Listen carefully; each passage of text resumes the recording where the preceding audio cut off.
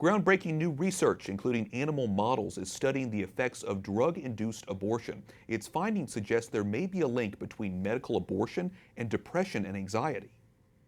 Joining me now by Skype from the Franciscan University in Steubenville, Ohio, is Dr. Sammut, professor of psychology and lead researcher for the study. Dr. Sammut, welcome. You've been taking a look at the effects of two drugs commonly used in medical abortions. Tell us about your study and why you wanted to look at these drugs in particular.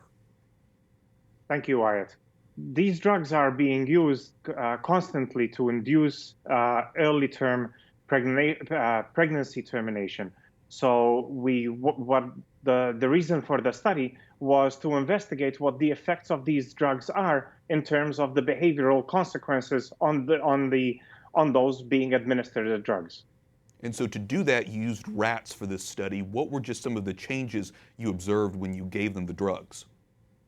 Rats are used in preclinical studies because there's a lot of similarity. Despite the differences, there's a lot of similarity in terms of anatomy, physiology, and even brain and then behavior. The major effects that we observed were negative health consequences. The animals did not appear to be taking care of themselves as they normally do. And also we saw depression-like and anxiety-like behaviors. Interesting. Well, how long do these changes last? I mean, do the drugs appear to have long-term effects?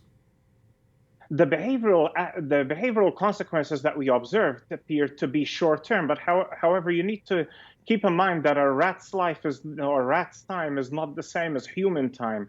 So while we observed the effects of the drugs following the pregnancy termination, this is because the drugs on their own did not show the same effects. So drugs and pregnancy termination, those effects lasted for a number of days, being equivalent, I guess, in the longest, probably to 6.5 years, human years. As you mentioned, these are rats that you were working with. What do your findings indicate about the effects the drugs would have on women?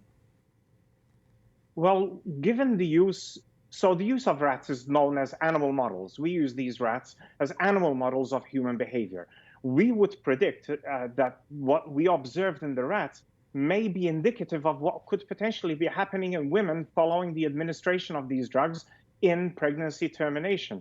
So depression and anxiety are not just feelings. There's a physiological basis to them. And what these models enable us to understand is what these drugs could potentially be doing at the physiological level, inducing behavioral changes in an animal, and it would potentially be indicative of similar things happening in the human. It's incredible to think so many people just have no idea about the consequences of taking these kind of drugs. What are the next steps in your research? Where do we go from here? Well, given that we observe these behaviors, the next stage is to actually go deeper into it and look at what's going on in the brain. What changes are taking place in the brain to potentially cause these behaviors?